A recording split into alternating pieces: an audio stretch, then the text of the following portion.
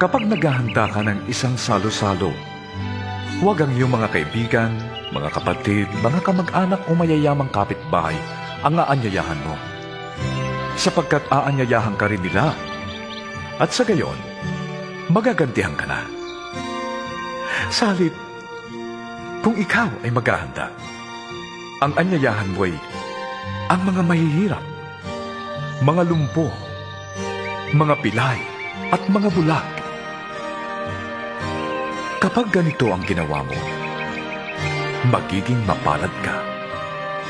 Sapagkat hindi man sila makaganti sa iyo, ang Diyos ang gaganti sa iyo sa muling pagkabuhay ng mga banal.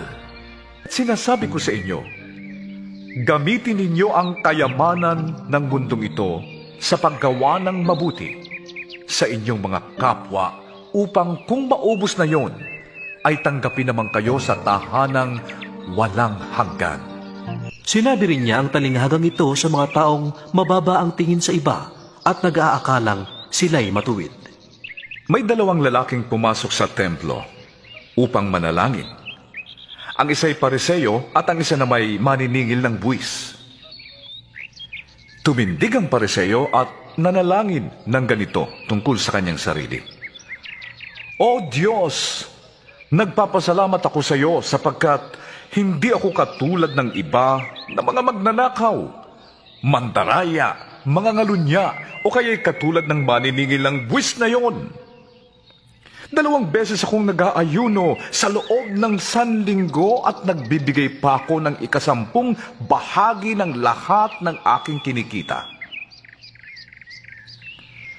Samantala, ang maniningil ng buwis na may nakatayo sa malayo at di man lamang makatingin sa langit. Dinadagukan niya ang kanyang dibdib at sinasabi, O Diyos, mahabag po kayo sa akin na isang makasalanan. Sinasabi ko sa inyo, ang lalaking ito'y umuwing pinatawad sa kanyang mga kasalanan. Ngunit ang una ay hindi. Sapagkat ang sino mang nagpapakataas ay ibababa, at ang nagpapakababa ay itataas. Hayaan ninyong lumapit sa akin ang mga bata. Huwag niyo silang pagbawalan, sapagkat sa mga katulad nila naghahari ang Diyos.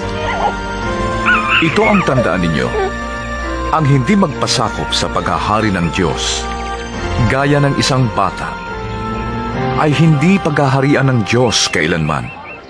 Sinasabi ko sa inyong mga nakikinig sa akin, mahalin ninyo ang inyong mga kaaway, at gawa ng mabuti ang mga napopoot sa inyo. Pagpalain ninyo ang sumusumpa sa inyo, at ipanalangin ang mga nang-aapi sa inyo.